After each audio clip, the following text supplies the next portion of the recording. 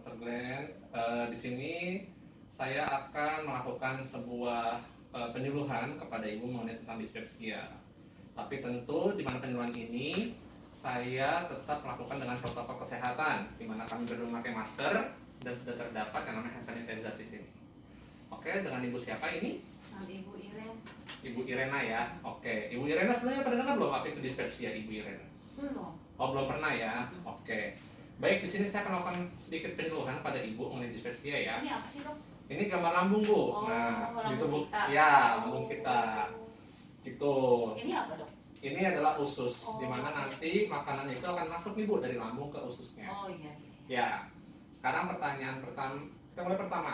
Nah, dispepsia itu apa sih gitu? Jadi, dispepsia itu, Bu, bukan suatu penyakit. Karena selama ini kan orang bilang dispepsia nih gitu, itu bukan penyakit, tapi merupakan suatu kumpulan gejala sehingga muncul nih, Bu, gejala-gejala yang dapat menimbulkan ketidaknyamanan pada perut kita, terutama di bagian atas, Iya. terutama di ulati gitu Iya, kan. iya, saya sering itu, Dok. Nah, itu biasanya terjadi pada setiap orang dan nggak boleh diremehkan. Kenapa boleh diremehkan? Nanti kita akan jelaskan di slide selanjutnya. Nah, tapi pada dasarnya dispepsia itu orang bilang menyamakan pada penyakit MAH. Tapi padahal tidak. MAH itu pada bahasa dasarnya adalah lambung. Dan semua orang pasti punya MAH karena MAH itu adalah lambung. Dan dispepsia itu merupakan suatu gejala-gejala, kumpulan gejala. Nah, seperti itu, Bu. Nah, gejala dispepsia itu apa aja sih? Ibu tahu nggak gejala dispepsia itu apa aja? Yang ibu tahu, misalkan kayak tadi suka sakit perut. Kayak apa ya? Kayak angin gitu naik di sini gitu loh, Dok. Ya. Kupikir tuh angin duduk, kupikir gitu loh, Dok. Betul, Bu. Jadi selain itu, gejala lainnya itu juga kayak ada rasa kembung. Iya, saya suka bunyi-bunyi perutnya. Iya, bisa karena gerakan dari yang kita bilang, gerakan ususnya meningkat juga. Nah, selain ada kembung, nyeri juga kadang. Iya, betul. Nah, jadi orang awam bilangnya ini sakit mah kayak gitu. Padahal itu hanya kumpulan gejalanya.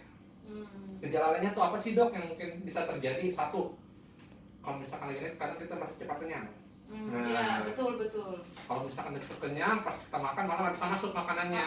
Nah, terus habis itu, Terus rasa mual gitu nggak, Dok? ya ada rasa mual juga pasti ada. Terus ada rasa penuh juga, perih, bahkan kadang disertai dengan buang gas yang berlebihan seperti itu. Nah, pertanyaannya, menurut ibu bahaya nggak penyakit dispepsia ini?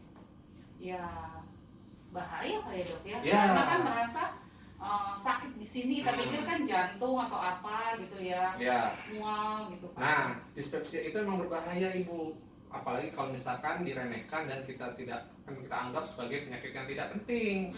Nah, jadi kenapa bisa dibilang berbahaya? Kalau misalkan didiamkan itu akan mengakibatkan satu, adanya perlukaan pada lambung. Jadi pada lapisan lambung itu akan ada luka. Kalau misalkan kita diamkan nanti akan jadi bolong, perforasi, jadi infeksi ke perutnya, bahkan bisa menyebabkan kematian pada jangka panjang. Kalau misalkan bolong ada perdarahan juga, bisa menyebabkan anemia atau kekurangan darah. Kayak gitu, bahkan bisa menyebabkan kanker, Bu, kalau dibiarkan pada esofagus, terutama esofagus tuh saluran pencernaan kita. Nah, terus bisa sembuhkan nggak kalau menurut Ibu dispepsia ini? Bisa kali ya, Dok? Oke. Pada dasarnya dispepsia ini kita bisa mencegah dan tidak terjadi. Diobatinnya itu dengan cara pengelolaan yang baik. Contohnya apa aja? Ada nama rumusnya itu disebut memocis, Bu. Memocis itu pertamanya adalah kita kelola stres yang baik. Kenapa? Ketika kita stres, otomatis asam lambung juga akan meningkat. Iya tuh, Dok. Saya suka stres terus kayaknya langsung naik. Iya, makanya kita harus kelola stres yang baik. Kita harus bisa apa tuh namanya istilahnya kayak merefleksikan diri kita, merefresh, ada hiburan yang lain kayak gitu. Jangan terlalu kelola pokoknya stres kita, jangan terlalu banyak pikiran. Terus yang kedua, kita harus bisa menjaga berat badan kita juga, Bu. Karena kan kalau misalkan makan yang terlalu banyak juga nggak baik buat pencernaan kayak gitu. Olahraga teratur juga, kenapa? Karena olahraga teratur itu bisa meningkatkan metabolisme tubuh dan sistem pencernaannya itu akan bekerja dengan baik lagi, Bu, kayak gitu. Terus makannya harus teratur ya, sedikit-sedikit nggak apa-apa. Punya yang halus, jangan sampai cepat karena kan akan mengganggu sistem pencernaan kita juga. Hindari juga nih, Bu, makanan berlemak, pedas atau yang olahan-olahan lain, minuman bersoda juga, kafein kayak rokok tuh nggak bisa juga. Kopi boleh?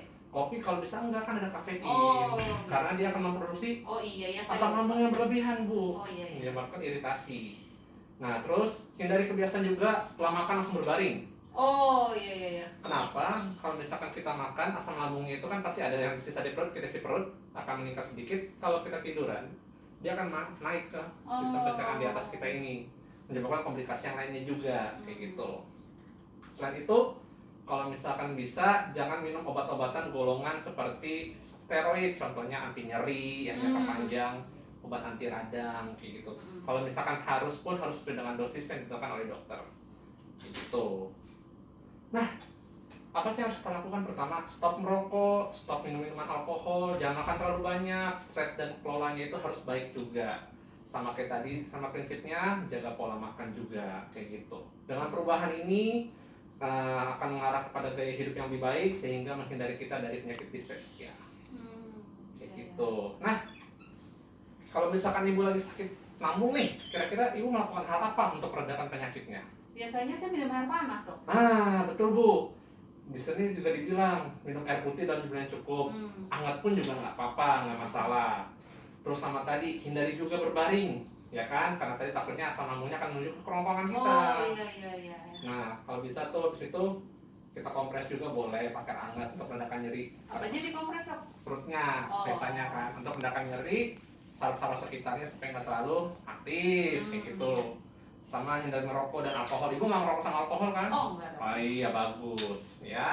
Terus hindari makan makanan yang sulit untuk dicerna, gorengan. Nah itu doyan tuh, Dok, saya. Kalau bisa dikurangin. Terus mengandung lemak juga nggak boleh, terlalu pedas juga nggak boleh. Kayak gitu. Iya, demikian presentasi atau penyuluhan dari saya kepada ibu. Kira-kira gimana nih, Bu? Udah cukup mengerti belum? Iya, cukup mengerti, Dok. Nah. Cuma ada pertanyaan nih, Dok. Iya, apa tuh, Bu? Silakan. Ini, saya kan ada asam lambung.